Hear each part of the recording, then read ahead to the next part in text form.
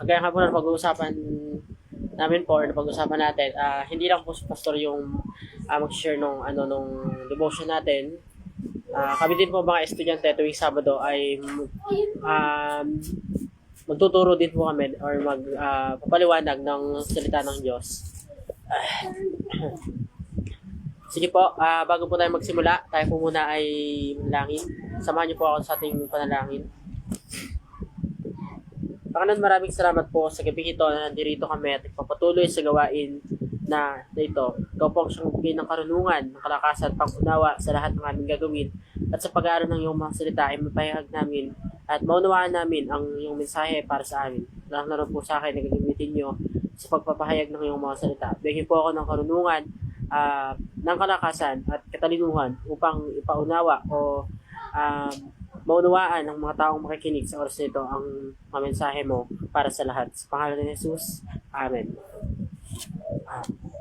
Sige po, tayo po ay magpapatuloy ng pag-aaral ng salita ng Diyos sa Isaiah chapter 56 verse 8. Ito po, no? Kung nabuksan nyo na po yung mga Biblia nyo, pwede na po natin basahin. Isaiah chapter 56 verse 8. Pinangako pa ng Panginoong Yahweh sa mga Israelitang ibinalik niya mula sa pagkatapon na marami pa siyang isasama sa kanila para mapabilang sa kanyang bayan. Ayun nga po, no? Ang talatang ito ay isang makapangyarihang deklarasyon ng pagsasama at pagtitipon ng Diyos sa kanyang bayan. Tinatalakay ito ang mga tema ng pagpapanumbalik, pagtubos at ang universalidad ng pag-ibig at kaligtasan ng Diyos. Ayun nga, no? Makikita po natin dito na kahit gaano kasama o kahit gaano naging masama yung mga tao sa Panginoong Yahweh ay binigyan pa rin sila ng Panginoong Yahweh na makabalik at maging ligtas. Ganun po yung pag-ibig na pinapakita ng Panginoong Yahweh para sa kanyang bayang pinili. And po, good evening po, Ate Gertrudes.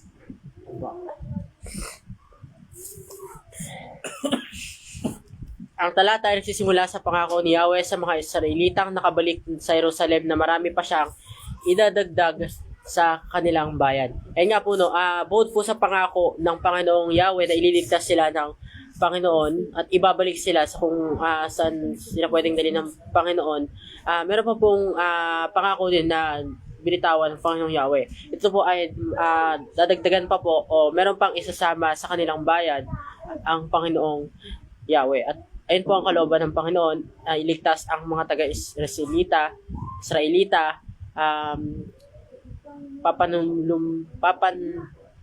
papanumbalikin nila sila at marami pa silang mga kasama. Ito ay tumutukoy sa habag at awa ng Diyos para sa mga taong isang tabi o binaliwala at nakalimutan ng lipunan. Ayun nga po, no, mapapansin nga po natin, parang paulit-ulit na lang po nagkakasala o nagkakamali yung mga Israelita. Paulit-ulit po silang tumalikod at hindi sumunod sa Panginoon. Pero kahit ganun pa man, yung pagtalikod nila at hindi nila pagpapansin or pagbabaliwala nila sa Panginoon ay nandun pa rin po yung pag-ibig ng Diyos para sa kanila, para ibalik sila at para maging mapanatiling ligtas yung bayang pinili ng Panginoon. At ganoon din naman po sa kapanahonan natin, no? Tumalikod man po tayo sa Panginoon, ibaliwalain man po natin ang Panginoon, pero nandiyan pa rin po yung pag-ibig ng Diyos. Merong tamang panahon para manumbalik sa Panginoon at ayun po, pananatilihin tayong ligtas at sa paningin ng Panginoong Diyos. So po, no, posibleng tumutukoy sa mga hentil o sa mga dayuhan na binabanggitin sa ibang naunang talata. Ayun nga po, no, tayo rin po, tayo bilang mga tao dito, ang pagkakalim nga po natin, tayo po ay mga hentil, mananampalataya man or hindi. Kaya tayo kung meron man tayong mga kilala na hindi na kumikilala at hindi na nanampalataya sa Panginoon, bumabaliwala sa Panginoon, hindi po natin agad sila matutukoy bilang isang hindi mananampalataya. Posible po merong kalooban o merong tamang oras para sa kanila, para kilalanin nila ang Panginoon. Yun din ang mga bating nakasama sa mga naglingkod kay Yahweh, bagamat hindi kabilang sa mga Hudyo o mga Israelita. Ay nga po, no, tayong lahat bilang mga mananampalataya ay ililigtas ng Panginoon. Lalo po sa huling panahon. Ang temang ito ay sumasakop sa malawak na pag-ibig ng Diyos na paulit-ulit na ipinapahayag sa buong Biblia. Ay nga po no, gaano man po tayo maging makasalanan or gaano man po tayo naging makasalanan sa paningin ng Diyos, binaliwala natin ang Panginoon, tinalikuran natin siya, pero dahil sa pag-ibig niya, ililigtas pa rin niya tayo. Sabi nga po sa sa dito, Romans 5:8 po ba 'yon? Ayun. Kahit tayo makasalanan na, buhat na tayo makasalanan pa, inibig na tayo ng Panginoong Diyos. Ayan.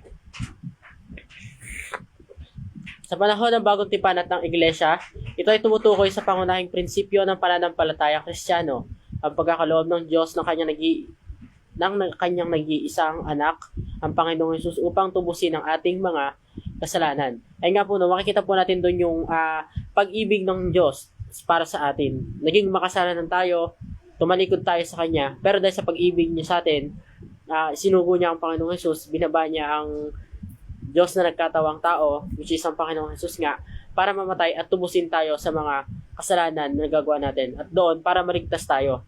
Sabi nga sa John, ay nga po no, yung verse nga po natin doon, John 3:16, dahil sa pag-ibig ng Panginoong Diyos sa libutan, para hindi tayo mapahamak, hindi magkaroon ng buhay na walang hanggan. And, sa simbolikong paraan, ang talatang ito ay maaaring ituring na isang pagbabala ng pagdating ni Jesucristo at ng kanyang misyon na tipunin ng lahat ng tao sa kanyang sarili. E nga po, no, darating po ang panahon na titipunin ng Panginoong Jesus kung sino man po yung mga tao totoong mananampalataya at totoong kumilala sa Kanya. Ililigtas po ng Panginoon kung sino man po yung totoong nanampalataya, totoong kumilala para sa Kanya. At hindi niya hayaan na ito ay mapahamak. Hindi niya hayaan na tayo ay mapahamak bilang mga mananampalataya. Sa bagong tipan, palaging naabot ni Jesus ang mga isinantabi at tinuturing ng mga itinakwil ng lipunan na nagpapakita ng pag-ibig ng Diyos para sa lahat ng tao. Ay nga po no, sa ibang talata po na nakikita natin, nas iniibig ng Diyos ang mga taong tinatakwil ng lipunan o yung mga taong hindi nabibigyan ng pansin ng lipunan, mas iniibig sila ng Panginoon. Kagaya nga po ng mga taong hindi tinatanggap or hindi kapansin-pansin sa napakaraming tao. At maging mababa man tayo sa paningin ng ibang tao or hindi man tayo pansinin ng ibang tao, pero mas laging pinipili ng Panginoon. Sabi nga dito, itinuturing ng mga itinakwil ng lipunan. Ayun nga po, no, mapalad tayo dahil kasama tayo sa titipunin ng Panginoon or magiging safe tayo pagdating ng Panginoon. Hindi tayo mapapahamak, hindi tayo tatapon sa apoy na kinabibilangan ng taong walang pananampalataya o nagpakasama sa buong buhay. Ayan. Ang talatang ito ay maaaring bigyang kahulugan bilang isang prophetikong payag ng plano ng Diyos sa tipunin at iligtas ang lahat ng tao para sa kanyang sarili sa pamamagitan ng sakripisyo ni Jesucristo. At nga po, no, alam naman po natin na ang pagkamatay ng Panginoong Jesus o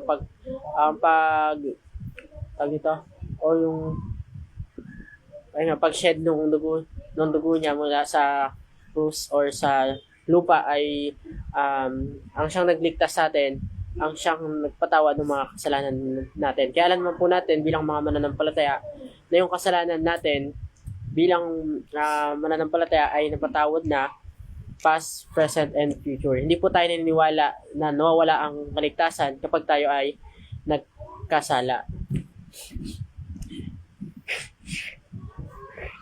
Ayan. Mahalaga rin ang tema ng pagpapanumbalik at pagtubos sa talatang ito.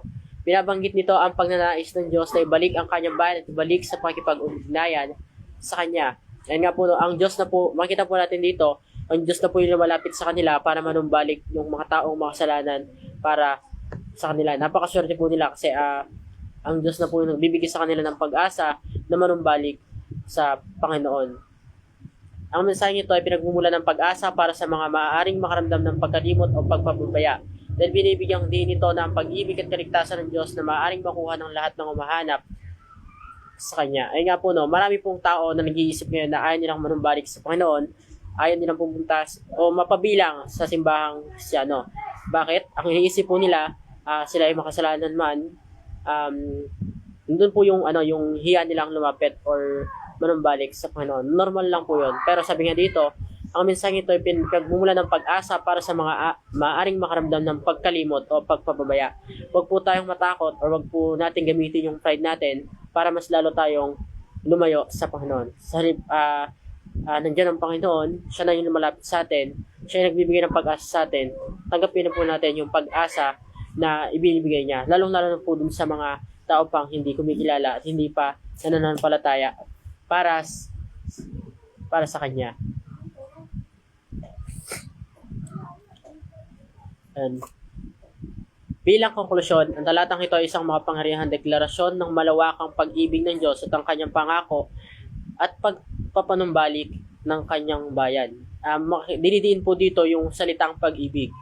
Sa napakahalaga po ng pag-ibig ng Panginoon para sa kanyang bayan na pinili.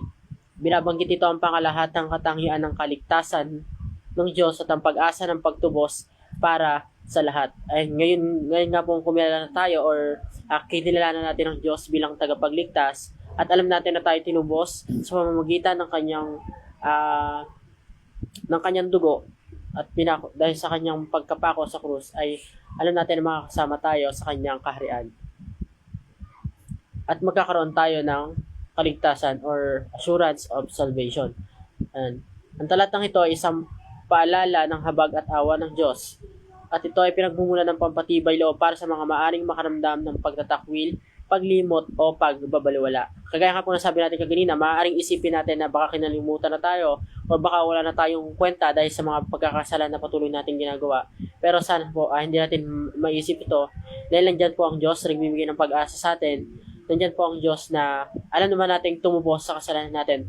Kaya tayo nagkakaroon ng assurance of salvation o kasiguraduhan ng kaligtasan. Tayo bilang mga mananampalataya nagsasama-sama dito sa simbahan, alam naman po natin na once na kumilala tayo sa Panginoon, alam natin na tayo ay magiging ligtas at alam natin kung saan tayo patutungo. Ito ay isang mensahe ng pag-asa at pagpapanumbalik na patuloy na tumatatak sa mga mananampalataya. Ngayon, sabi nga po, isang mensahe ng pag-asa at pagpapanumbalik na patuloy na tumatatak sa mga mananampalataya.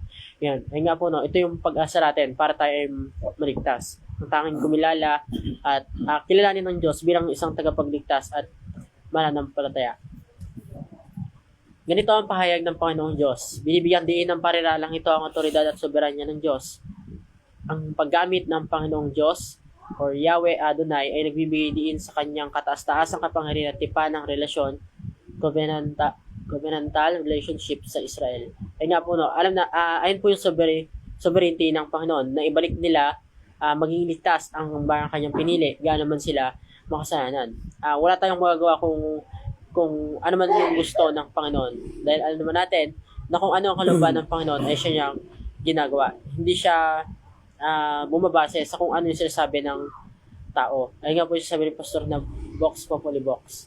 Yung ang boses ng tao ang boses ng Diyos. Hindi po siya nakabase sa ganoon. Dahil alam ng Diyos kung ano yung kalooban niya, alam ng Diyos kung ano yung dapat niyang gawin.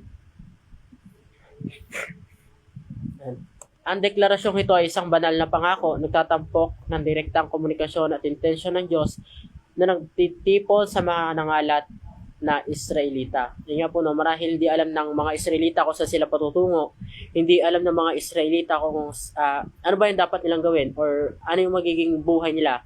Pero nandito na po ang Panginoon. Siya po ang may sovereignty o may paraanan sa lahat ng bagay. Siya po ang magtitipon sa mga Israelita na dati ay nawala pero ngayon ay papanumbalikin niya.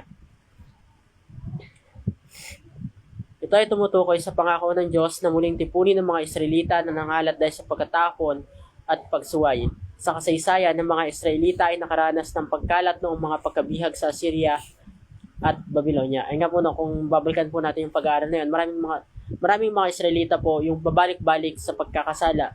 Nagkasala, pinatawad, then nagkasala ulit, tapos patatawarin ulit.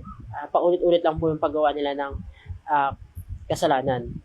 Ang pagtitipon ay sumisimbolo sa pagpapanumbalik at katuparan ng mga pangako ng Diyos sa tipan, gaya ng makikita sa Deuteronomio chapter 30 verse 3 to 5 at Ezekiel chapter 11 verse 17. Ito rin naglalarawan sa sukdulang pagtitipon sa huling panahon or eschatological. Ay nga po no, yung pagtitipon ng Panginoon para sa lahat ng mga mananampalataya. Sabi nga po dito, titipunin ko sa kanila ang iba pa. Ang parinalang ito ay nagpapahiwatig ng pagpapalawak ng pangako ng Diyos na lampas sa mga hangganan ng lipi ng Israel. Ayun po no, yung pangako ng Panginoong Jesus na yun, o ng Panginoong Yahweh, ay higit pa sa inaasahan ng mga Israelita, higit pa sa inaasahan natin bilang mga mananampalataya. Kumbaga kung di lang iniisip natin na pangako ng Panginoon, pero sa totoo po, napakalawak po ng pangako ng Panginoon at ibibigay po ito ng Panginoon ng sign na kahit hindi natin aasahan.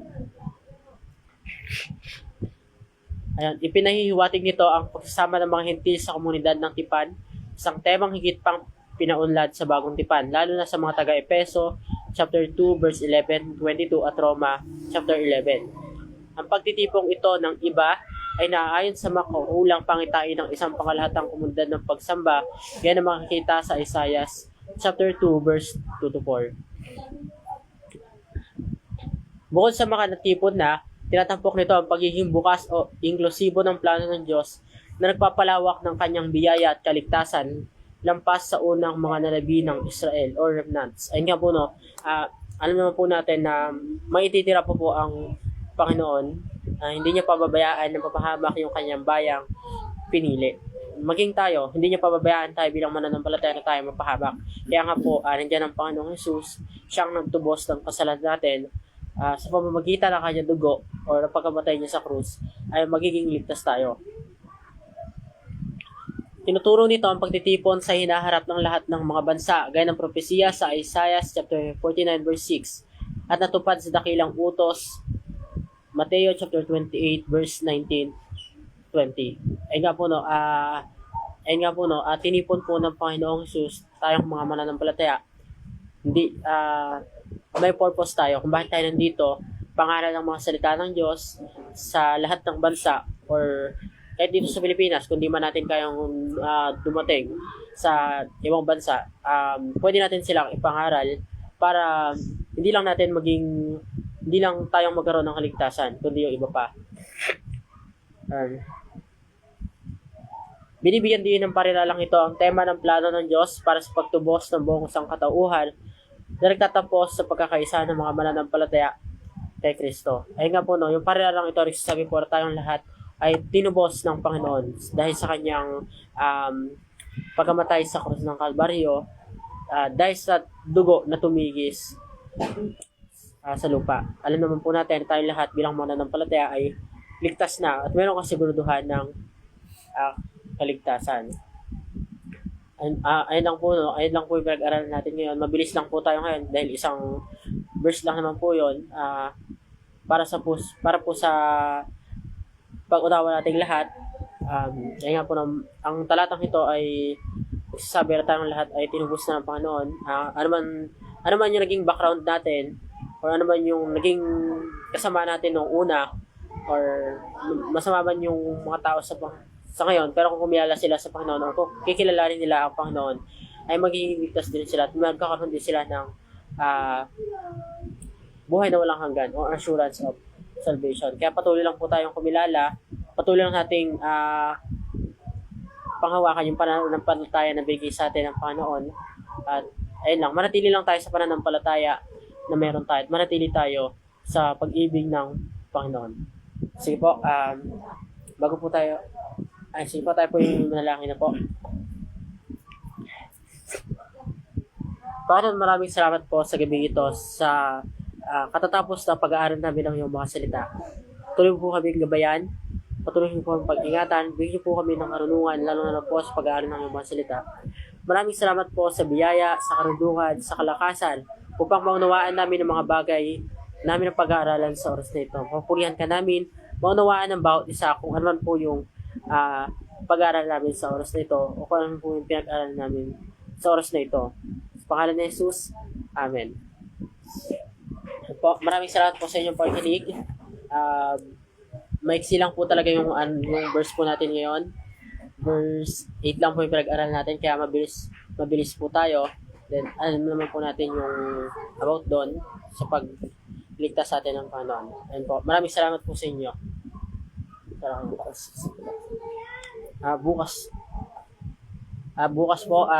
Bukas naman po tayo, 6 o'clock po ng gabi, yung natin, Reflection Sunday.